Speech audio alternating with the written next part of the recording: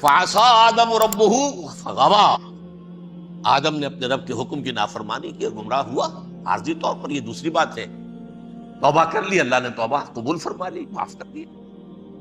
وہ مستقل جو ہے وہ نسل انسانی پر اس گناہ کا اثر متوارث طور پر نہیں آ رہا ہے، ختم ہو چکا معاملہ، ہوا تھا ہو گیا. فتلقى آدم من ربہ کلمات فتاب علیہ انہ هو التواب الرحیم. اور توبہ کی شان یہ ہے جب وہ قبول ہو جائے اللہ کی جناب میں، کیا تائب من الذنب کمن لا ذنب له، گناہ سے توبہ کرنے والا ایسے ہوتا ہے جیسے اس نے کبھی گناہ کیا ہی نہیں تھا. لیکن بہرحال وہ گمراہ کرنے میں کامیاب ہو گیا، حضرت آدم اور حوا کو بھی، اور نوع انسانی کی عظیم اکثریت، عظیم اکثریت، عظیم اکثریت اس کے داؤ میں آئی ہوئی نہیں ہے. کتنے ہیں وہ عباد اللہ المخلصین، الا عبادک منہم المخلصین، کتنے جو واقعتاً خالصتاً اللہ کے بندے بن گئے، جنہیں اللہ نے اپنا بنا لیا، اپنا قرار دے دیا. اب اس کے ساتھ نوٹ کیجئے، اس ابلیس کے ساتھ ایک فوج بھی ہے جسے قرآن مجید میں کہا گیا ہے کہ یہ اس کی پارٹی ہے، حزب الشیطان. یہ اکیلا نہیں ہے.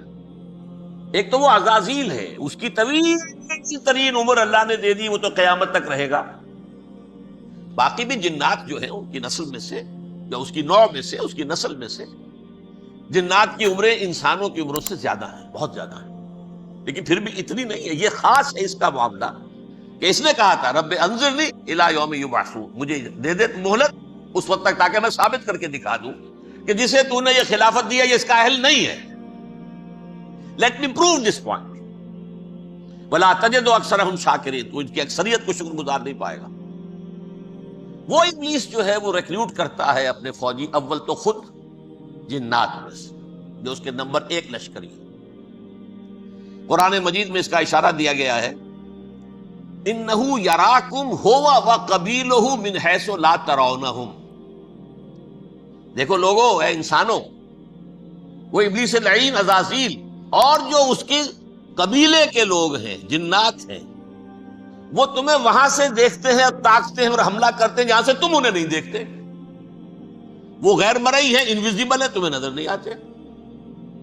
ویزیبل دشمن کا وار تو روک لو گے، انویزیبل کا کیسے روکو گے؟ انہو یراکم ہوا وقبیلہ، اکیلا ہی نہیں ہے وہ تو تمہیں تاکتا ہے، تم پر حملہ کرتا ہے، گھات میں لگ کر جو ہے تمہارے اوپر حملہ کرتا ہے، وہ بھی اور اس کے ساتھ اس کے قبیلے کے لوگ جنات بھی، من حیث لا ترونہم، جہاں سے کہ تم انہیں نہیں دیکھتے. لیکن اس کے علاوہ وہ انسانوں میں سے بھی ریکریوٹ، رنگ روٹ وہ برپا کر، وہ جو ہے ان کو اپنے پاس رکھتا ہے فوج کے اندر. جس کی سب سے بڑی مثال کیا ہے؟ سورہ مجادلہ میں اللہ تعالیٰ نے منافق، حالانکہ وہ کون تھے؟ بظاہر حضور کا کلمہ پڑھنے والے، حضور کے پیچھے نماز پڑھنے والے، اسلام کا دعویٰ کرنے والے، ان کو اللہ فرماتا ہے اولئک حزب الشیطان الا ان حزب الشیطان هم الخاسرون، یہ شیطان کی پارٹی کے لوگ ہیں. وہاں مقابلے میں آیا ہے اولئک حزب اللہ الا ان حزب اللہ هم المفلحون. یہ دو پارٹیاں ہیں، حزب اللہ اللہ کی پارٹی جو اس کے مخلص بندے ہیں، وہ اللہ کی پارٹی، اور جو شیطان کے مرید بن گئے اس کے ہاتھ پر بیعت کر لی، لہذا وہ اس شیطان کی پارٹی کے لوگ ہیں، چاہے وہ انسان ہو چاہے جن ہو.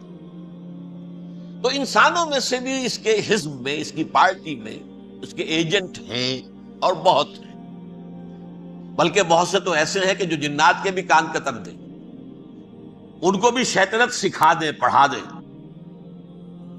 لیکن اب ایک بات سمجھیے، ایک دنیا میں نسل اور قوم بھی ایسی ہے جو ایک خاص وقت سے بحیثیت مجموعی من حیث القوم ابلیس کی ایجنٹ بن گئی.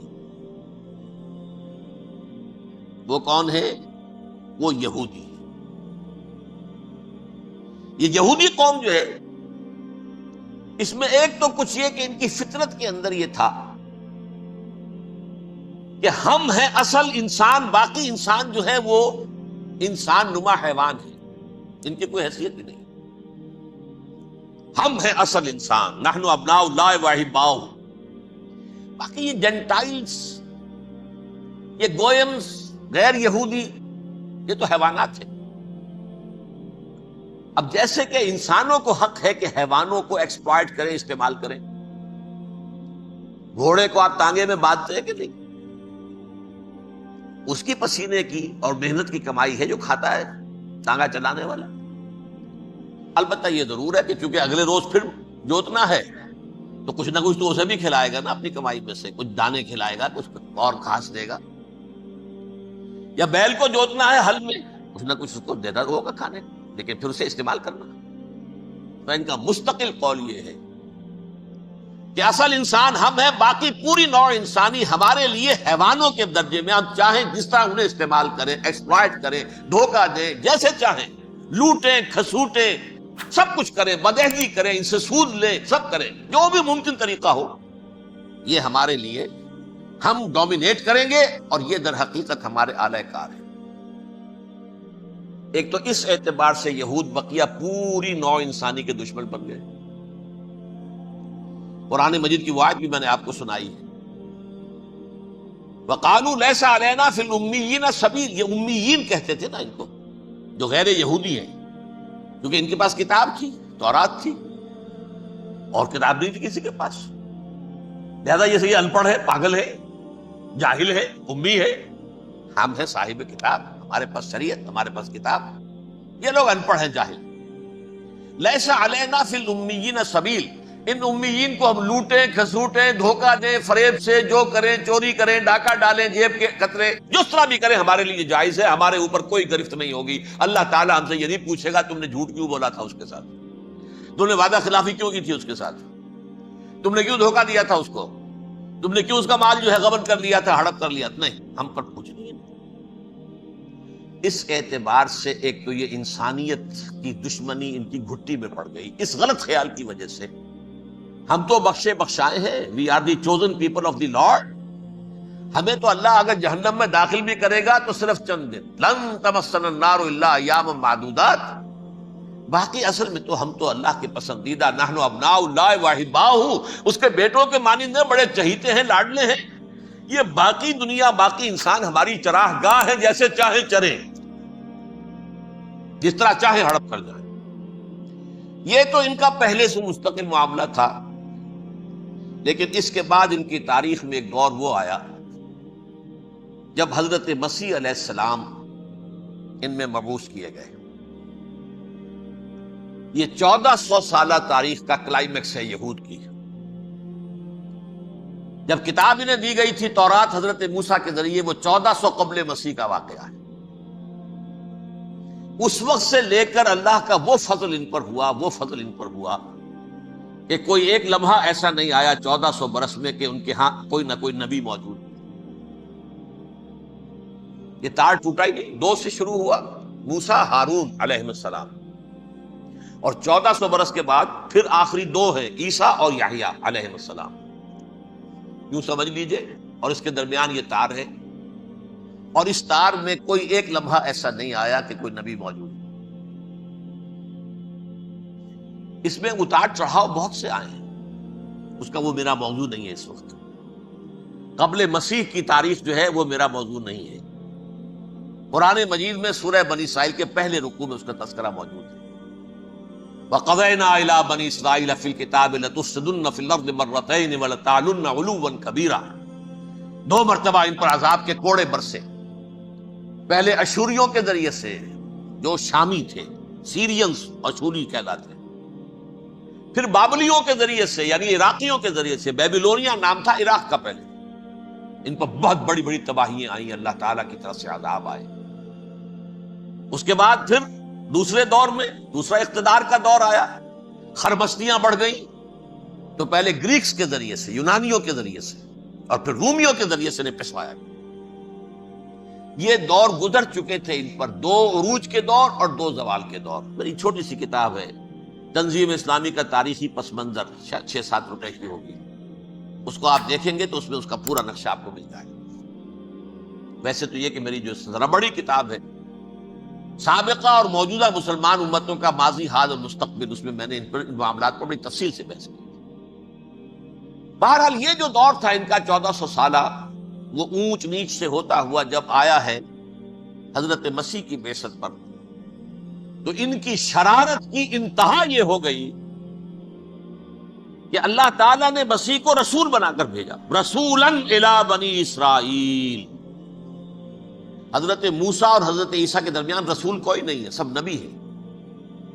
حضرت موسیٰ رسول تھے اور حضرت عیسیٰ رسول، درمیان میں داؤد ہو، سلیمان ہو، یشعیاہ ہو، زکریا ہو، یہ سب نبی ہیں۔ یحییٰ نبی ہے، رسول نہیں، لہذا وہ شہید کر دیے گئے۔ رسول شہید نہیں ہو سکتا، قتل نہیں ہو سکتا۔ لیکن عیسیٰ اور موسیٰ کے درمیان 1400 برس ان کے جو ہیں، اس کا کلائمیکس ہے حضرت مسیح علیہ السلام کی بعثت، اور حضرت مسیح علیہ السلام کو جسے اللہ نے اپنی روح قرار دیا، روح منہ، کلمتہ القاہا الی مریم، اللہ کا کلمہ، عظیم ترین معجزات۔ انہوں نے کیا کہا؟ یہ ولد الزنا ہے، حرام زادہ ہے، معاذ اللہ، نقل کفر نہ باشد، یہ جادوگر ہے، یہ مرتد ہے، یہ واجب القتل۔ اصل حکومت اس وقت رومیوں کی تھی حکومت، لیکن انہوں نے انہیں آٹونومی دے رکھی تھی، اپنے مذہبی معاملات تم خود طے کر سکتے۔ تو کائفاس جو اس وقت کا ان کا ہیڈ ربائی تھا سب سے بڑا، اس کی عدالت نے فیصلہ کیا مسیح کو سولی چڑھا دیا جائے۔ پائلیٹس پونٹس، اس کے پاس ان کی ازداج پہنچ گئی، یہ ہمارا مجرم ہے مذہبی، یہ مرتد ہے، یہ کافر ہے، یہ جادوگر ہے، یہ واجب القتل ہے، اسے قتل کر دو، سولی چڑھا دو۔ خیر وہ لمبی بات ہو جائے گی، اس نے تو اپنے ہاتھ دھوئے کہ صاحب ہمارے پاس کوئی جرم نہیں ہے اس کے خلاف، تم کہتے تو ٹھیک ہے، سولی چڑھا دیتے۔ یہ دوسری بات ہے کہ اللہ نے حضرت مسیح کو اٹھا لیا آسمان پر، ان کی جگہ وہ شخص سولی چڑھا جس نے غداری کر کے گرفتار کروایا تھا، جوڈاس اسکیریوٹ، اس کی شکل اللہ نے بدل دی، حضرت مسیح کی سی، اور حضرت مسیح کو فرشتے اٹھا کے اوپر لے گئے، وہ زندہ آسمان پر اٹھا لیے گئے۔ اور یہ ساری تفاصیل نہ قرآن میں ہے نہ حدیث میں ہے، یہ انجیل میں ہے، لیکن انجیل کون سی؟ برنباس کی انجیل، gospel of the Lord according to saint Barnabas. یہ حواریین مسیح میں سے تھے، لیکن عیسائی ان کو تسلیم نہیں کرتے، ان کی بائبل کو صحیح نہیں مانتے، کینونیکل نہیں مانتے۔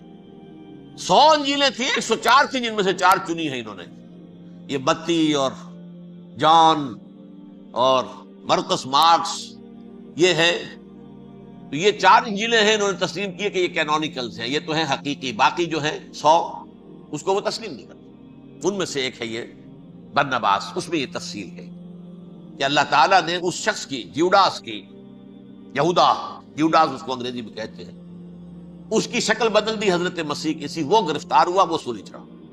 وہ غدار تھا، غداری کی سزا اسے ملنی تھی، وہ مل گئی۔ حضرت مسیح کو فرشتے 4 اٹھ رہے ہیں، جس کوٹھڑی میں حضرت مسیح مقیم تھے، ایک باغ کے اندر روپوش تھے، اس کی چھت پھٹی ہے، 4 فرشتے آئے ہیں، حضرت مسیح کو اٹھا کر لے گئے ہیں، چھت برابر ہو گئی ہے، اس کے بعد وہ شخص پکڑا گیا۔ بہرحال حضرت مسیح کو اللہ نے اٹھا لیا آسمان، لیکن وہ دن ہے کہ اس قوم کو اب مغضوب علیہم قرار دے دیا گیا۔ نوٹ کر لیجئے، اصل میں تو ہونا یہ چاہیے تھا کہ رسول کی جان کے درپے جب کوئی امت ہو جاتی تھی تو اللہ کا قاعدہ یہ تھا کہ اس امت کو نسیہ منسیہ کر دیا جائے۔ حضرت نوح کی قوم کو ختم کیا یا نہیں؟ حضرت ہود کی نگاہوں کے سامنے قوم عاد برباد کی گئی یا نہیں؟ حضرت صالح کی نگاہوں کے سامنے قوم سمود برباد ہوئی، یہ اللہ کا قاعدہ رہا۔ سدوم اور عمورہ کی بستیاں حضرت لوط علیہ السلام جہاں بھیجے گئے، مدین کا علاقہ جہاں حضرت شعیب بھیجے گئے، آل فرعون جن کی طرف موسیٰ کو بھیجا گیا، سب ہلاک کر دیے، کیونکہ رسولوں کے بارے میں اللہ کا ذات، نبیوں کے بارے میں یہ بات نہیں ہے۔ نبی آیا، اس نے دعوت دی، جس نے مان لیا اچھا کیا، اپنے لیے اچھا کیا، نہیں مانا اس کی اپنی جو ہے آخرت برباد ہو گئی۔ دنیا میں کوئی فیصلہ اس کا نہیں ہوتا، لیکن رسولوں کا معاملہ یہ ہوتا ہے کہ دنیا میں وہ اللہ کی عدالت بن کر آتے ہیں، مانو گے تو بچو گے، نہیں مانو گے ہلاک ہو۔ تو اس اعتبار سے وہ مستحق تو ہو چکے تھے اس کے کہ انہیں ہلاک کر دیا جائے۔ اب اللہ کی کوئی خصوصی مشیت ہے، اس میں کیا حکمت ہے، وہ ہے ایک حکمت میں بعد میں اگر وقت ہوا تو بتاؤں گا۔ فیصلہ یہ کیا اللہ نے کہ حضرت مسیح کو تو اٹھا لیا زندہ، اور ان کی رسی ابھی مزید دراز کر دی، کہ ان کو ابھی مہلت دے دی کہ تمہیں آخری استیصال، جس کو عذاب اکبر کہتا ہے قرآن، سورہ سجدہ جو حضور ہر جمعے کی پہلی رکعت میں فجر میں پڑھتے تھے، وَلَنُذِيقَنَّهُم مِّنَ الْعَذَابِ الْأَدْنَىٰ دُونَ الْعَذَابِ الْأَكْبَرِ لَعَلَّهُمْ يَرْجِعُونَ، چھوٹے چھوٹے عذاب اور ایک بڑا عذاب، جبکہ قوم بالکل برباد، نسیم منسیہ، کأن لم یغنوا فیہا، ایسے ہو جائیں جیسے کوئی تھے ہی نہیں آبادیاں، لا یرا الا مساکنہم، اب ان کے مسکن نظر آتے ہیں، مکین نظر نہیں آتے۔ یہ عذاب اکبر جو ہے وہ ان پر نہیں آیا، حالانکہ وہ مستحق ہو گئے تھے اسی وقت۔ اس کو یوں سمجھیے کہ کسی شخص کو پھانسی کا حکم تو ہو جائے، ایگزیکیوشن نہیں ہوتا ہے، کئی سال گزر جاتے ہیں پڑے ہوئے، اور معاملات جو ہیں وہ چلتے رہتے ہیں۔ یہ معاملہ ہوا اس کے ساتھ، ورنہ یہ مستحق ہو چکے تھے آخری بربادی تباہی کے، عذاب استیصال، جڑ سے کاٹ دینے والا عذاب، وہ آ سکتا تھا ان پر اسی وقت، لیکن اللہ نے ان کی مہلت دراز کی۔ لیکن اس کے بعد اللہ نے ان کو ایک اور موقع دیا، 600 برس بعد حضرت مسیح کے، محمد الرسول اللہ صلی اللہ علیہ وسلم کے بعثت میں۔ اور یہ میں سمجھتا ہوں کہ اس قوم پر اللہ کا اتنا بڑا فضل تھا، اتنا بڑا فضل تھا، اتنا بڑا فضل تھا۔ اب پھر ایک موقع دیا، عَسَىٰ رَبُّكُمْ أَن يَرْحَمَكُمْ وَإِنْ عُدتُّمْ عُدْنَا، دیکھو اب بھی تمہیں ہم ایک موقع دے رہے ہیں، تمہارا رب تمہارے اوپر اب بھی فضل کرنے کو تیار ہے، رحم فرمانے کو تیار ہے۔ ان ھذا القرآن یہدی للتی ہی اقوم، اس قرآن کے سائے میں آ جاؤ، یہ شاہدرا ہے ہدایت میں آنے کا، اس میں داخل ہو جاؤ، محمد کی تصدیق کرو صلی اللہ علیہ وسلم، دامن محمدی میں آ جاؤ، اب بھی ہم تمہارے گناہ بخش دیں گے۔ لیکن نہیں، اس قوم نے حضرت محمد صلی اللہ علیہ وسلم کی دشمنی کی کمر کس لی، اور اب یوں سمجھیے اس تاریخ سے لے کر آج تک یہ گٹھ جوڑ ہے۔ ظاہر بات ہے کہ ابلیس کا بھی اصل دشمن اب کون ہے، یا ہدف کون ہے، ٹارگٹ کون ہے؟ جنہوں نے محمد کو نہیں مانا صلی اللہ، وہ تو ہے ہی جہنمی، ان پر کوئی اور محنت کرنے کی ضرورت کیا ہے؟ سمجھ گئے میری بات؟ حضور کی بعثت کے بعد جنہیں حضور کو رد کر دیا، ان پر ایمان نہیں لائے، وہ کون ہے؟ کافر، وہ جہنمی ہے ہی ہے، لہذا اس کے اوپر کوئی محنت صرف کرنے کی ابلیس کو ضرورت نہیں۔ اس کا اصل ٹارگٹ امت محمد ہے صلی اللہ علیہ وسلم۔ وہ ساری نوع انسانی کی دشمنی اب آ کر مرکوز ہو گئی ہے امت محمد صلی اللہ علیہ وسلم کی دشمنی۔ اور اسی طرح یہود کا معاملہ، اگرچہ ویسے پوری نوع انسانی کے دشمن ہیں، انہیں حیوان سمجھتے، ان کی جان مال اپنے لیے مباح سمجھتے ہیں، جس طرح چاہیں لوٹے کھسوٹے کھائیں پیئے انہیں، لیکن اب ان کی بھی دشمنی کا سب سے بڑا مرکز امت محمد۔ کیوں؟ وہی تکبر اور حسد، وہی بیماری۔ انہیں تکبر یہ ہو گیا تھا کہ 2000 سال سے یہ نبوت ہماری میراث، ہماری جاگیر،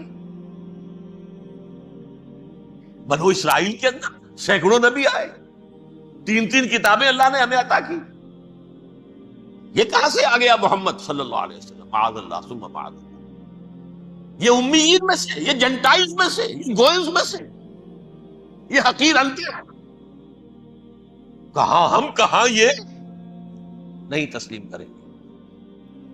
حالانکہ قرآن کہتا ہے یعرفونہ کما یعرفون ابناہم، ان کے علماء ایسے پہچانتے تھے حضور کو جیسے اپنے بیٹوں کو پہچانتے ہیں کہ یہ آخری نبی ہے، لیکن تکبر اور حسد کی آگ میں جل اٹھے۔ اب ان کے بھی دشمنی کس سے ہے؟ محمد اور امت محمد صلی اللہ علیہ وسلم۔ یہ گٹھ جوڑ ہے۔ اب دیکھیے، یہ ہے میری گفتگو کا اب تک کی گفتگو کا حاصل، یہ گٹھ جوڑ، ایک غیر مرئی دنیا، انویزیبل دنیا کا ابلیس لعین اور جنات میں سے اس کے لشکری فوج، انسانوں میں سے ویسے تو اور بھی بہت جگہ اس کے ایجنٹ ہے، مسلمانوں میں بھی ہے، لیکن بحیثیت قوم، بحیثیت مجموعی، ایک پوری قوم، ایک پوری نسل جو ہے اس کے ساتھ گٹھ جوڑ ہے۔ ان دونوں کی گٹھ جوڑی کے ساتھ یہ دشمن دون ہیں انسانیت کے، پہلا دشمن ابلیس لعین، عزازیل لعین، اور دوسرے دشمن یہود ملعون۔ اب میں آپ کو ذرا اس جو انسانوں میں سے انسان دشمنی کا جن کا سب سے بڑا رول ہے، میں ان کی 2000 سالہ تاریخ کا آپ کے سامنے نقشہ رکھنا چاہتا ہوں۔ ان 1400 سال کا تو میں نے صرف 4 آپ کو پوائنٹس بتائے۔ موسیٰ سے عیسیٰ تک 1400 برس علیہ الصلوۃ والسلام، 2 مرتبہ عروج، 2 مرتبہ زوال، اشیریوں کے ہاتھوں پٹوائی، بابلیوں کے ہاتھوں پٹانا، گریکس کے ہاتھوں مرمت، رومنس کے ہاتھوں مرمت۔ یہ جو 2000 سال ہے، کیونکہ اب تو ظاہر بات ہے 21ویں صدی شروع ہو گئی، 20 صدیاں حضرت مسیح کو پوری ہو گئی۔ پہلی بات نوٹ کیجئے، حضرت مسیح کی پیدائش ہے سن 1 قبل مسیح۔ یہ نقطہ آپ نے کبھی سنا ہے یا نہیں؟ جب ملینیم کا سلسلہ شروع ہوا تھا پچھلے سال، تو میں نے بیان کر دیا تھا کہ ایک عجیب حساب کے اندر انہوں نے غلطی کی ہوئی ہے۔ حضرت مسیح کی پیدائش ہوئی 25 دسمبر کو، سن انہوں نے شروع کر دیا، جو اس کے بعد جنوری آئی تو پہلا سال شروع ہو گیا۔ اگر جنوری سے پہلا سال شروع ہوا تو یہ 6 دن جو ہے تو اس کے پچھلے سال میں تھے، لہذا کہا جائے گا کہ Jesus Christ was born 1 year before Christ BC۔ تو 1 قبل مسیح میں حضرت مسیح کی پیدائش ہوئی۔ یہ آخری اسرائیلی نبی اور رسول۔ یہودی علماء کی مخالفت، دشمنی، سولی پر چڑھوا دینا میں بیان کر چکا ہوں۔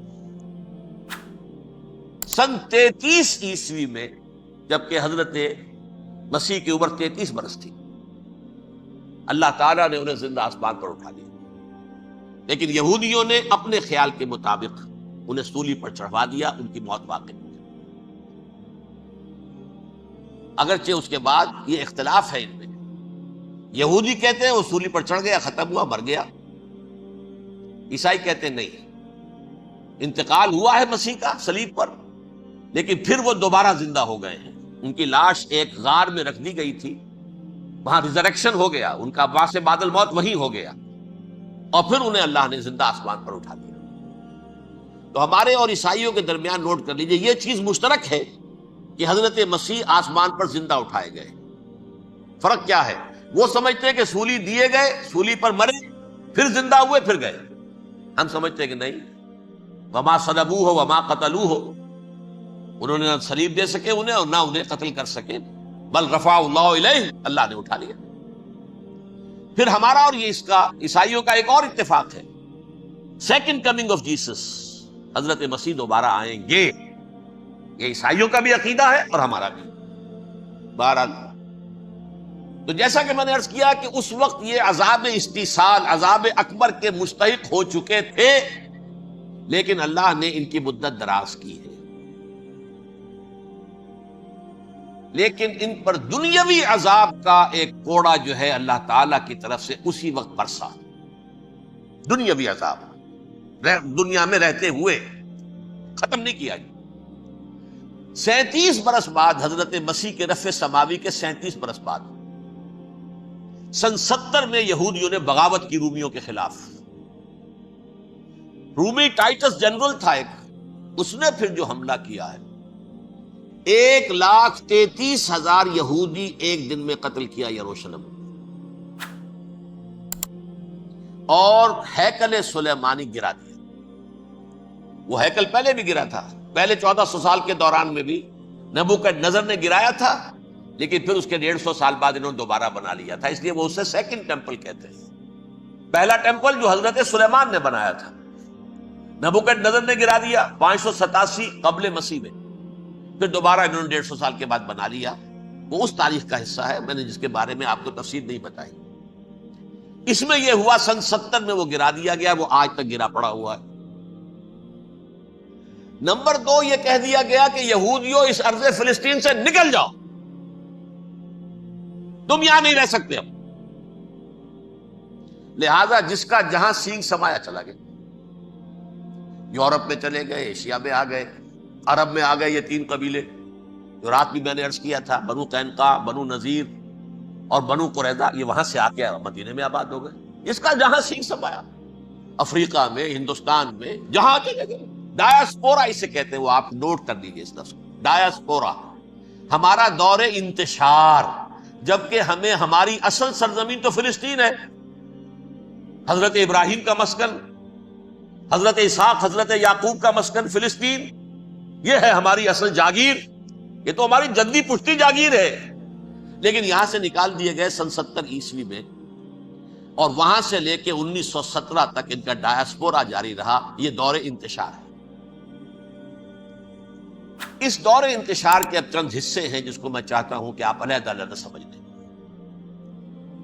دور انتشار کا جو پہلا جو ہے تقریباً 300 برس، رومی حکمران تھے، وہ یہودیوں کے بھی دشمن تھے اور عیسائیوں کے بھی دشمن تھے۔ عیسائی اور یہودی ایک دوسرے کے بھی دشمن تھے، لیکن رومی سمجھتے تھے کہ یہ ایک ہی تھیلی کے چٹے بٹے ہیں۔ رومیوں کے نزدیک عیسائی بھی یہودیوں ہی کا ایک فرقہ تھے، کوئی علیحدہ مذہب تو تھا ہی نہیں۔ لہذا رومی جو ہیں رومنز، وہ ان دونوں کو ستاتے تھے، مارتے تھے، اور یہ آپس میں لڑتے تھے۔ یہودی عیسائیوں کو مارتے تھے، عیسائی یہودیوں کو مارتے تھے۔ یہ ہے 300 برس تک کی تاریخ۔ سن 300 عیسوی میں کیا ہوا؟ ایک معجزہ ہو گیا۔ بہت عظیم ایمپرر کانسٹینٹائن، قسطنطین اعظم، رومن ایمپررز میں سے بہت بڑا ایمپرر، وہ عیسائی ہو گئے۔ اب تو معاملہ بالکل تلپٹ ہو گیا، پوری سلطنت عیسائی ہو گئی۔ اب عیسائیوں کے عیش ہو گئے اور یہودیوں پہ مار پڑنی شروع ہوئی۔ اب عیسائیوں کا آپ خود سوچئے کہ جنہیں وہ خدا بنا بیٹھے ہیں، خدا کا بیٹا قرار دے رہے ہیں، ان کے قاتل کون؟ یہودی بدماش۔ لہذا ان کی وہ پٹائی شروع ہوئی ہے یورپ میں، پوری رومن امپائر میں انہیں ذلیل کیا گیا۔ شہروں میں آمد بند، علیحدہ رہو، گھیٹوز کے اندر رہو۔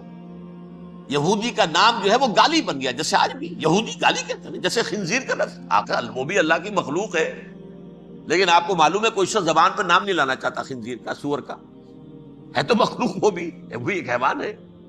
ایسے ہی یہ ہے یہودی گالی، جھوٹ گالی۔ لہذا ایک طرف تو ان دونوں کے درمیان دشمنی، جس کو قرآن کہتا ہے وَأَغْرَيْنَا بَيْنَهُمُ الْعَدَاوَةَ وَالْبَغْضَاءَ، ہم نے ان کے مابین دشمنی جو ہے پیدا کر دی۔ اور جب یہ پوری سلطنت عیسائی ہو گئی تو قافیہ تنگ ہو گیا یہودیوں کا۔ اب آئیے 571 عیسوی، یعنی جبکہ ڈائسپورا کو کتنا عرصہ ہو چکا تھا؟ 500 برس۔ سن 70 سے شروع ہوا نا ڈائسپورا، جب ٹائٹس نے گرایا ہے ہیکل کو اور نکال باہر کیا انہیں فلسطین سے، بھاگ جاؤ یہاں ایک یہودی بھی نہیں رہے گا، فلسطین سے نکال دیے۔ اس کے پورے 500 برس بعد سن 571 عیسوی میں حضور کی پیدائش ہوئی، ولادت باسعادت محمد الرسول اللہ صلی اللہ علیہ وسلم۔ 610 میں آپ پر وحی کا آغاز ہوا، لیکن حضور کے ساتھ ان کا معاملہ کیا رہا؟ اول تو جبکہ حضور ابھی مکے ہی میں تھے، یہودیوں نے ریشہ دوانیاں شروع کر دی حضور کے خلاف۔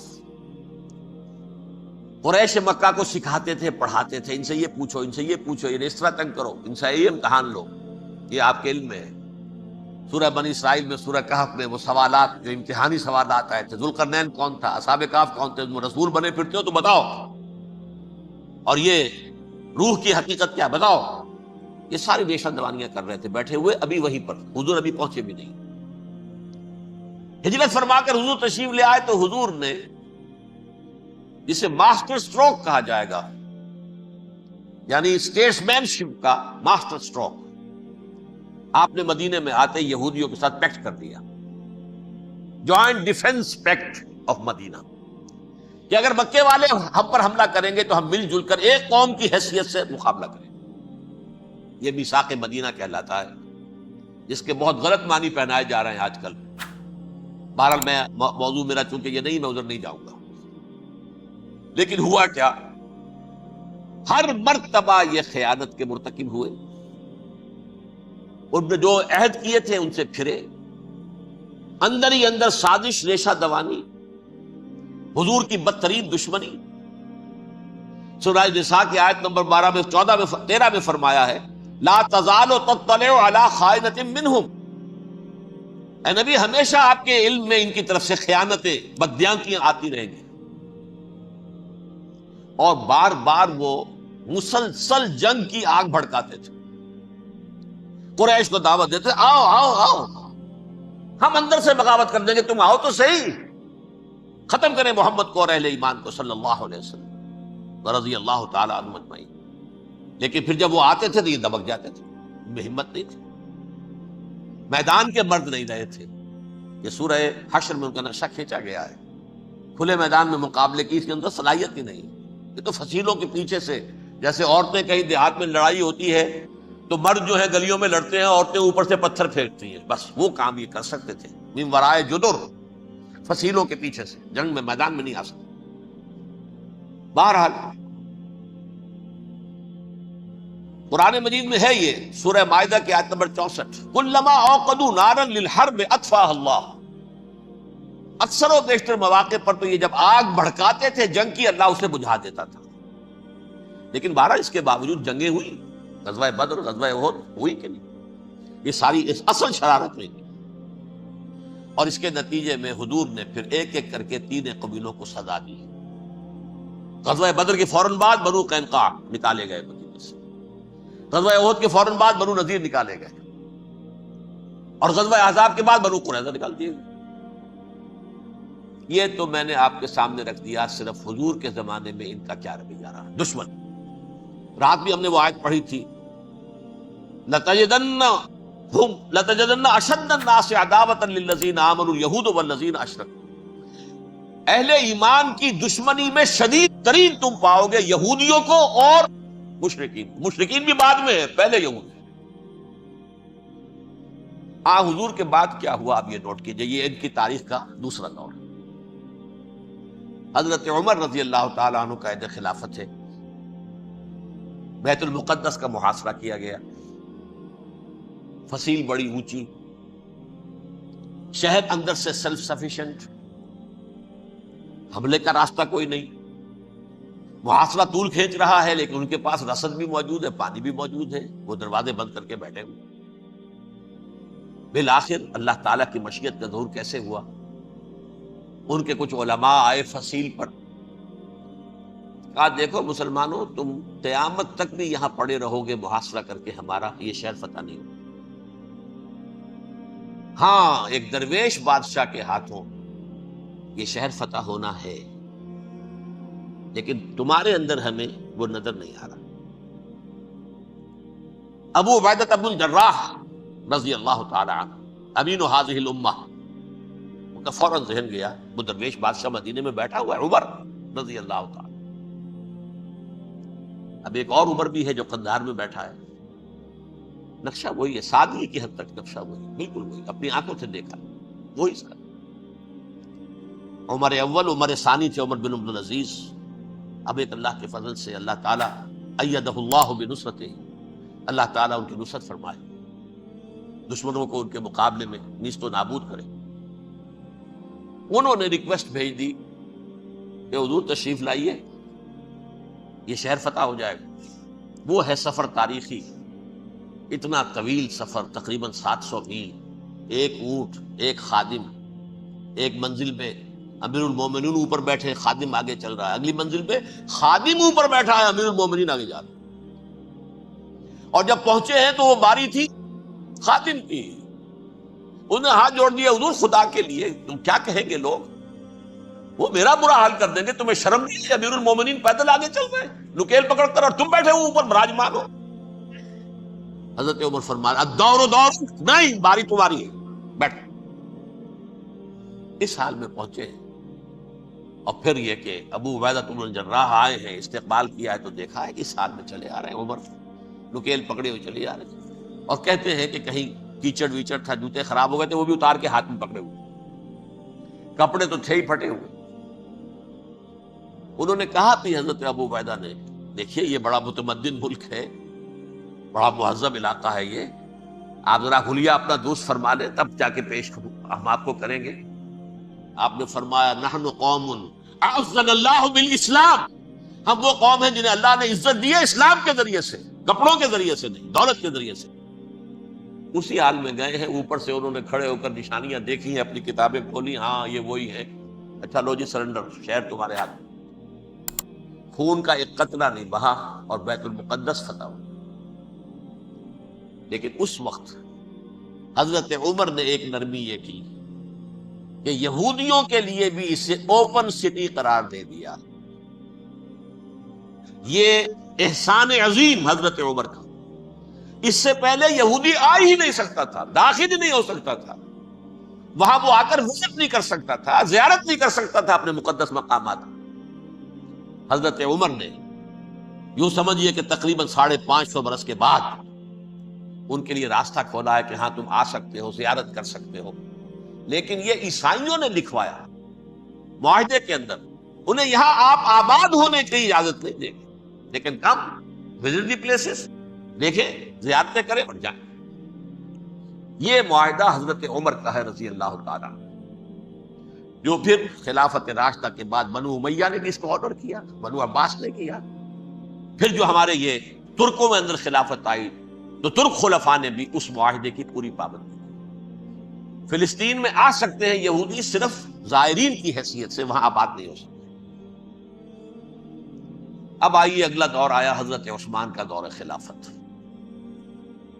یہ ہے وہ وقت کہ اب یہود نے امت مسلمہ کی پیٹھ میں چھرا گھونپا. وہ کیسے؟ ایک یہودی عبداللہ ابن سبا اسلام کا لبادہ اوڑھ کر آ گیا، معاشرے کا جائزہ لے لیا. ان میں بنو ہاشم اور بنو امیہ میں جو پرانی کشاکش تھی اس کے کچھ نہ کچھ جراثیم باقی ہیں. اگر ان کو ذرا بھڑکا دے تو مسلمانوں میں انتشار پیدا ہو. کہا یہ عثمان کون ہے؟ یہ تو بنو امیہ میں سے ہے، یہ حق تو بنو ہاشم کا ہے، خلافت ان کے پاس ہونی چاہیے، محمد کے تو رشتہ دار وہ ہے صلی اللہ علیہ وسلم. عوام الناس کے اندر بات پھیلنی شروع ہوئی. پھر ایک بڑی سازش کے انداز میں حضرت عثمان کے خلاف پروپیگنڈا، حضرت عثمان کے جو عاملین تھے، گورنر تھے، ان کے خلاف پروپیگنڈا، اور ایسی ہوشیاری کرتے تھے کہ کوفے میں کوفے کے حاکم کے خلاف کچھ نہیں کہنا ہے. اجی مصر میں یہ ہو رہا ہے، اجی شام میں یہ ہو رہا ہے، اجی یہ جو عثمان ہے وہ یہ کر رہا ہے، یہ ظلم ہو رہا ہے، یہ لوٹ مار ہو رہی ہے، یہ خیانتیں ہو رہی ہیں. اب نہ تو اس زمانے میں مینز آف کمیونیکیشن، کیسے تصدیق کریں؟ افواہیں تو آپ آج کراچی کے اندر شروع ہو جائے تو پتہ نہیں چل سکتا کسی کو کہ کیا اس میں صداقت ہے کیا جھوٹ ہے. اور بری بات جو ہے فطرت انسانی کی کمزوری ہے، وہ فوراً قبول کرتا ہے. کسی کے بارے میں اچھی بات ماننے کو تیار نہیں ہوتا، لیکن بری بات تو فوراً تیار. بہرحال یہ فتنہ انہوں نے اٹھایا، حضرت علی کی الوہیت کا فتنہ اٹھایا، حضرت عثمان کے خلاف الفتنۃ الکبریٰ برپا کیا. حضرت عثمان شہید ہوئے. اس کے بعد 5 برس تک مسلمان ایک دوسرے کی گردنیں کاٹتے رہے، باہمی خانہ جنگی ہوئی. امت کو وہ زخم لگایا ہے جو آج تک جس سے خون رس رہا ہے. یہ شیعان عثمان اور شیعان علی تھے جو بعد میں پھر سنی اور شیعہ ہوئے، اور آج تک فتنہ کس نے جگایا؟ ایک عبداللہ ابن سبا یہودی اور اس کے کارندے، شیطان کا ایجنٹ، اور انسانوں میں سے بھی اس کے جو بھی حواریین تھے اور شیطانوں کے اندر سے بھی تھے، انہوں نے بھی اس آگ کو بھڑکایا. یہ آپ سوچ لیجئے کہ یہ کس نے وہ زخم لگایا؟ یہودی. اگلا دور آیا، خلافت راشدہ ختم ہوئی، بنو امیہ کا بھی دور کافی گزر گیا. طارق ابن زیاد 712 عیسوی میں حملہ کرتے ہیں اسپین پر. اسپین اس وقت عیسائیت کا بہت بڑا گڑھ، بڑے کٹر ترین عیسائی جو ہے وہ اسپین میں. لہذا یہودیوں کی وہاں بہت پٹائی ہوتی تھی، بہت پٹائی ہوتی ہے. میں بتا دشمنی تھی کہ تو چلی آ رہی تھی عیسائیوں کے ہاتھوں یہودیوں کی. وہ تو سن 300 عیسوی سے ایمپرر کانسٹنٹائن کے بعد سے شروع ہو گئی تھی.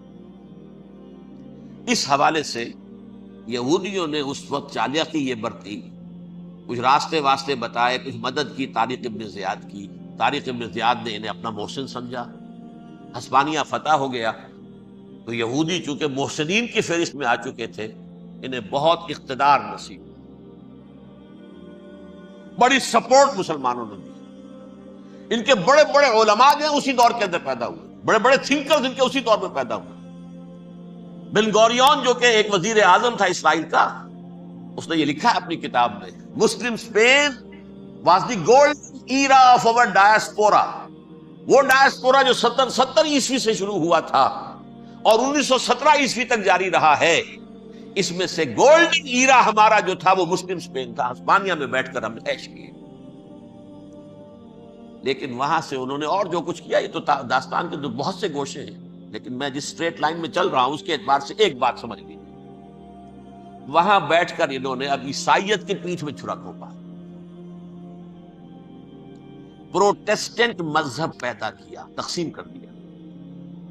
جیسے شیعہ سنی کی تقسیم عبداللہ ابن سبا، رومن کیتھولک اور پروٹیسٹنٹ کی تقسیم یہودی علماء. ہوتا کیا تھا؟ ہسپانیہ کی یونیورسٹیاں ہیں، کارڈووا میں ہے، ٹولیڈو میں ہے، گریناڈا میں ہے، غرناطہ، قرطبہ، تولیتلا، اور وہاں آتے تھے لوگ. فرانس سے چلے آ رہے ہیں نوجوان پڑھنے کے لیے، جرمنی سے چلے آ رہے ہیں، اٹلی سے چلے آ رہے ہیں. 3 ہی ملک قریب ترین پڑھتے ہیں سینٹرل جو یورپ کے ہیں. یہاں پر جو ہے وہ اسلام جو نور پھیلا رہا تھا اس سے بھی مستفیض ہوئے. جہالت کے جو ہے پردے ان کے وہ چھٹے. اس کے ساتھ ہی وہ یہودی وہاں ان کے اندر جو جراثیم داخل کر رہے تھے وہ اس عیسائیت کے خلاف بغاوت تھی جو اس وقت دنیا میں عیسائیت اس وقت تھی. پوپ کا راج تھا دنیا میں اس وقت. یورپ میں جو عیسائیت تھی اس میں ایک طرف بادشاہ تھے، لیکن بادشاہوں کی حیثیت وہاں پر یوں سمجھ لیجئے پتلیوں کی تھی، اصل قوت آپ کے ہاتھ میں تھی. اور پوپ کو انہوں نے جیسے قرآن نے کہا اتخذوا احبارهم ورهبانهم اربابا من دون اللہ، کیونکہ سینٹ پال نے شریعت موسوی ساقط کر دی تھی تو اب شریعت تھی ہی نہیں. پوپ کو اختیار تھا جس چیز کو چاہے حلال قرار دے دے، جس چیز کو چاہے حرام قرار دے دے. اتخذوا احبارهم ورهبانهم اربابا من دون اللہ. انہوں نے کہا صاحب یہ پوپ کس بلا کا نام ہے، یہ بھی انسان ہے. بات تو ٹھیک تھی نا، اصل حیثیت تو کتاب کی ہونی چاہیے، ڈیوائن بک، دی ریویلڈ اسکرپچر. لہذا یہ کتاب ہر شخص پڑھ سکتا ہے. کوئی پوپ کے باپ کو جو ہے کوئی اس کے لیے پروپرائٹری رائٹس تو نہیں ہے کہ صرف پوپ پڑھ سکتا ہے یا پادری پڑھ سکتے ہیں. ہم بھی پڑھ سکتے ہیں، ہم بھی سمجھ سکتے ہیں. یہ باتیں تھی کہ جن کو بڑھا چڑھا کر بیان کر کے اور پوپ کا اقتدار ختم کرا دیا اور توجہ مرکوز کر دی بائبل کی طرف. اب بائبل میں بڑا حصہ تو اولڈ ٹیسٹامنٹ کا ہے. نتیجہ کیا ہوا؟ یہود کی عصمت پروٹیسٹنٹس کے نزدیک مسلم ہو گئی. اصل قوم تو یہ ہے. وہ دشمنی بدلی کہ نہیں بدلی؟ موسیٰ کے امتی یہ ہے، تورات موسیٰ کو دی گئی، ابراہیم کی نسل یہ ہے. لہذا وہ جو دشمنی تھی، جو عداوت تھی کہ ہمارے خدا کو سولی چڑھانے والے ہیں یہ بدماش، اس کا ازالہ ہوا. اس پروٹیسٹنٹ مذہب کے نتیجے میں یہ میں اب آپ کو بتاتا ہوں کہ ایک نتیجہ وہ نکلا ہے جسے برٹرینڈ رسل نے بیان کیا ہے. اس کی کتاب ہے ان پریز آف آئیڈلنس، صفحہ 108. وہ لکھتا ہے دی Christians retaining the Judaic belief in a special revelation added to it the Roman desire for worldwide domination and the Greek taste for metaphysical subtleties. The combination produced the most fiercely persecuting religion that the world has yet known. یہ 3 چیزیں آ کر عیسائیت میں مل گئی. ایک تو جب یہ اولڈ ٹیسٹامنٹ جو ہے وہ ان کے ہاتھ میں آ گئی، اور اس کے میں کچھ آپ کو بتا دیتا ہوں کہ اولڈ ٹیسٹامنٹ کی تعلیمات، کیونکہ یہ اولڈ ٹیسٹامنٹ جو ہے یہ محرف تھی. اصل تورات تو گم ہو گئی تھی 587 قبل مسیح میں، جب پہلی مرتبہ ہیکل جو ہے تباہ ہوا ہے، اس وقت ختم ہو گئی تھی. اس کے کوئی 150 سال کے بعد انہوں نے یادداشتوں سے مرتب کر کے لکھی ہے. اب اس میں ان کے اپنے خیالات، اپنے امانی، اپنی توجیحات وہ شامل ہو گئی. لہذا میں آپ کو حوالے دیتا ہوں اس کتاب کے اندر مظالم کی جو تعلیم دی گئی ہے، اہل کتاب نے اپنے مظالم قتل عام کے جواز کے لیے تورات میں تبدیلیاں کی اور پیغمبروں پر دہشت ناکی اور بدترین حرام کاری کے الزامات لگائے. سنیے، پہلا حوالہ ہے یہ گنتی باب 31 آیات 17-18. اس لیے ان بچوں میں جتنے لڑکے ہیں سب کو مار ڈالو، اور جتنی عورتیں مرد کا منہ دیکھ چکی ہیں ان کو بھی قتل کر ڈالو، لیکن ان لڑکیوں کو جو مرد سے واقف نہیں اور اچھوتی ہیں اپنے لیے زندہ رکھو. یہ کسی اللہ کی کتاب کا یہ جملہ ہو سکتا ہے؟ کسی ریویل بک کا؟ اور سنیے، یہ ہے استثناء ڈیٹرانومی باب 20 آیت 16-18. پر ان قوموں کے شہروں میں جن کو خداوند تیرا خدا میراث کے طور پر تجھ کو دیتا ہے، کسی ذی نفس کو جیتا نہ بچا رکھنا، جیسا خداوند تیرے خدا نے تجھ کو حکم دیا بالکل نیست کر دینا. مرد، عورتیں، بچے، بوڑھے سب. یہ کتاب مقدس ہے. اور سنیے، سیموئیل باب 27 آیت نمبر 9. اور داؤد نے اس سرزمین کو تباہ کر ڈالا اور عورت مرد کسی کو جیتا نہ چھوڑا. نمبر 4، ان سب آباد شہروں کو ماں، عورتوں اور بچوں کے بالکل نابود کر ڈالا. کتاب استثناء باب 3 آیت 6. یہ ہے جو کہہ رہا ہے برٹرنڈ رسل، کرسچینٹی میں آ کر یہ تین چیزیں شامل ہو گئی. ایک تو یہ باربیرین یہ تعلیم جو ہے، اور یہ مذہب کے نام پہ تعلیم ہے، یہ کتاب مقدس کی تعلیم. نمبر 2، رومنز کے اندر جو ایک تمنا تھی ورلڈ ڈومینیشن کی، وہ عیسائیت کے اندر آ گئی. اس لیے کہ پوری رومن امپائر جو ہے عیسائی ہو گئی. اسے وراثت کے اندر ورلڈ ڈومینیشن کی جو ایک تمنا تھی وہ مل گئی. اور پھر یہ کہ انہوں نے جو توہمات تھے یونانیوں کے، ان کو بھی اپنے ہاں مختلف شکلوں کے اندر جمع کر لیا. ان تین چیزوں کا the combination produced the most fiercely persecuting religion that the world has yet known. اس کے نتیجے میں دنیا میں تاریخ انسانیت کے اندر جو بدترین خوخار ترین مذہب ہو سکتا ہے، وہ شکل عیسائیت نے اختیار کی. اور اس کا مظہر عتم کیا تھا؟ نوٹ کیجیے، صلیبی جنگیں. ایک بات ٹائم ٹیبل کے اعتبار سے نوٹ کر لیجیے گا. فرسٹ ملینیم ختم ہوا، سیکنڈ شروع ہوا. ان کے 1000 سال ختم ہوئے تو 11ویں صدی میں سیکنڈ ملینیم شروع ہوا، تو پہلی صلیبی جنگیں ہوئی. لاکھوں مسلمان قتل ہوئے. صرف یروشلم کے اندر اتنا خون بہایا کہ خود ان کے ہسٹورینز لکھتے ہیں کہ جب ان صلیبیوں نے جب گھوڑوں کے ساتھ وہ چل رہے تھے گلیوں میں، تو ان کے گھوڑوں کے گھٹنوں تک خون کی ندی بہ رہی تھی. جہاں سے گزرے ختم کرتے چلے گئے، آبادیاں کی آبادیاں ختم. اگرچہ اس کروسیڈ میں گیہوں کے ساتھ گھن بھی پسا، یہودی بھی بہت مارے گئے. یہ فرانس سے، جرمنی سے جب یہ کروسیڈرز آ رہے تھے، 3000 میل کا سفر طے کر کے آئے تھے. سوچئے تو صحیح. اربن ثانی پوپ جو تھا، آگ لگا دی تھی اس نے پورے یورپ کے اندر. شرم سے ڈوب مرو، تمہارے مقدس علاقے مسلمانوں کے ہاتھ میں. انفیڈلز، یہ کافر، یہ مرتد، یہ ملحد.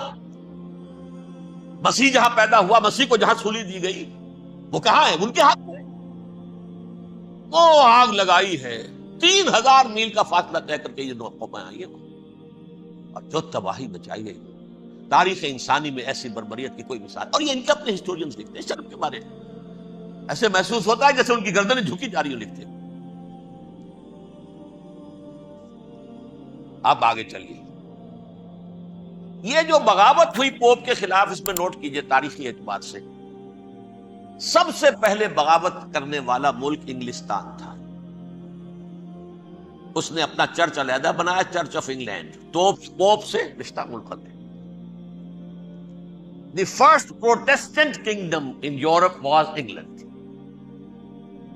اسی سے رشتہ جوڑی west white Anglo Saxon Protestants. ان میں اولیت کا شرف کسے حاصل ہے؟ برطانیہ شریف کو. یہاں پر انہوں نے اب ایک بہت بڑا جو کارنامہ کیا، پوپ کی گرفت کم ہوئی یورپ پر سے، پروٹیسٹنٹ مذہب کا فروغ ہوا، تو انہوں نے سود کی اجازت حاصل کرنی. جب تک پوپ کی حکومت تھی سود حرام تھا.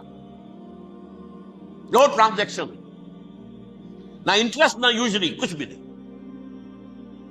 پروٹیسٹنٹس کے ذریعے سے سود کی اجازت حاصل کرنی. اس کے بعد بڑے بڑے بینک بنا کر بیٹھ گئے. House of Rothschilds, House of Goldsmiths. یہ عمران خان صاحب کے جو خزن جو تھے گولڈ سمتھ، یہ بینکرز، بڑی بڑی فیملیز. ان لوگوں نے کیا کیا؟ اب ریشہ دوانیاں.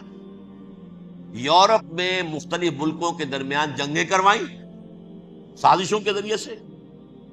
وہی کلما اوقدوا نارا للحرب، جنگ کے لیے آگ بھڑکا دینا تو ان کا پرانا مشغلہ تھا. جنگیں کرواتے تھے. پھر فرانس کے بادشاہ کو بھی قرض چاہیے اسلحہ کے لیے، انگلستان کے بادشاہ کو بھی قرض چاہیے. ہاؤس آف روتھشائلڈز کا ایک نمائندہ وہاں بیٹھا ہے، ایک یہاں بیٹھا ہے، اور منہ مانگے شرح پر سود کے اوپر قرض دے رہے ہیں.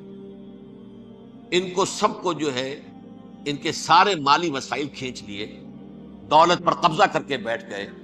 اور اس کا نتیجہ یہ نکلا چند 100 سالوں کے اندر کہ فرنگ کی رگے جاں پنجے یہود میں. اس سودی نظام کے ذریعے سے دولت پر ان کا قبضہ. علامہ اقبال 1905 سے 1908 تک رہے تھے نا. لیکن یہ کہ ان کی نگاہ تھی ایسی، گاہ میری نگاہ تیز چیر گئی دل وجود، گاہ الجھ کے رہ گئی میرے توہمات میں. انہوں نے دیکھا ہے کہ فرنگ کی رگے جہاں پنجہ یہود میں ہے. ابھی ہٹلر کا تو وجود بھی نہیں تھا، بعد میں ہٹلر کو محسوس ہو گیا نا واقعتاً ہمارا اصل دشمن یہ یہودی ہے جو یہاں پر بیٹھا ہوا، جو ہمارا خون چوس رہا ہے. آخر یوں ہی تو نہیں، دماغ اس کا ایسے تو خراب نہیں ہو گیا تھا. یہ قتل عام، یہ ہولوکاسٹ کس لیے؟ اس نے پہچان لیا اس لیے کہ وہ ویسٹ نہیں تھا. وائٹ اینگلو سیکسن پروٹیسٹنٹس، اصل جادو جو چلا وہ ان پر چلا. اور برطانیہ ان کا سب سے بڑا جو ہے وہ پشت پناہ، مددگار، حامی. اس کے ساتھ ساتھ انہوں نے کوشش کی، یہ ترک خلفاء بیچارے، مرد بیمار تو بن ہی چکا تھا یورپ کے اندر، زوال سے دوچار ہو چکی تھی ترکی خلافت. انہوں نے بھی محل بنائے تھے. آج تجھ کو بتاتا ہوں تقدیر امم کیا ہے، شمشیر و ثنا اول، طاؤس و رباب آخر. بڑے بڑے قرضے لے کر محل بنے تھے یہ، جو آج جا کر آپ استنبول میں دیکھ لیجئے، قرضوں کے اندر بندھے ہوئے. لیکن یہ کہ کم سے کم یہ ضرور کیا کہ بڑی سے بڑی رشوت انہیں یہودیوں نے پیش کی کہ کسی طرح ہمیں فلسطین میں آباد ہونے کی اجازت دے دو. لیکن this goes to their credit. انہوں نے کہا نہیں، یہ معاہدہ جو عمر نے کیا تھا رضی اللہ تعالی عنہ، اس کو میں نہیں بدل سکتا. تم جاؤ، جا کے زیارت کرو، آ جاؤ. تم وہاں آباد نہیں ہو سکتے کیونکہ ترکی کے زیر زندگی تھا نا علاقہ. سلطنت عثمانیہ میں شامل تھا پورا ویسٹ ایشیا، پورا ایسٹ یورپ، پورا شمالی افریقہ. 3 بر اعظموں پر پھیلی ہوئی تھی سلطنت عثمانیہ اور خلافت عثمانیہ. 400 برس تک خلافت ان کے ہاں گئی ہے. انہوں نے نہیں مانا. نتیجہ کیا نکلا؟ انہوں نے اس خلافت کے نظام کو ختم کرنے کے لیے سازش شروع کی. اس سازش کا نتیجہ تھا، اس کو دیکھ کر بھانپ کر ہندوستان میں تحریک خلافت چلی. بولی اماں محمد علی کی جان بیٹا خلافت پہ دے دو، ساتھ ہوں تیرے شوکت علی بھی جان بیٹا خلافت پہ دے دو. تحریک چلی تھی، ابھی ختم نہیں ہوئی تھی خلافت، لیکن نظر آ گیا. بڑا پیارا واقعہ ایک صاحب نے سنایا ہے کہ جب شیخ الہند جو ہیں اسیر تھے مالٹا میں، یہ 1915 سے 1900. السلام علیکم ورحمۃ اللہ وبرکاتہ. اس طرح کی مزید انبیٹیبل ویڈیوز دیکھنے کے لیے ہمارے اس چینل ایٹرنل فیتھ کو سبسکرائب کریں. آپ کا شکریہ.